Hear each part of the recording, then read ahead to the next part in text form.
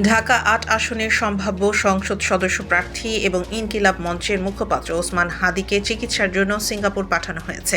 সোমবার দুপুর ১:৫৫ ওসমান হাদীকে বহনকারী এয়ার অ্যাম্বুলেন্স হযরত শাহজালাল আন্তর্জাতিক বিমানবন্দর থেকে সিঙ্গাপুরের উদ্দেশ্যে উড্ডয়ন করে।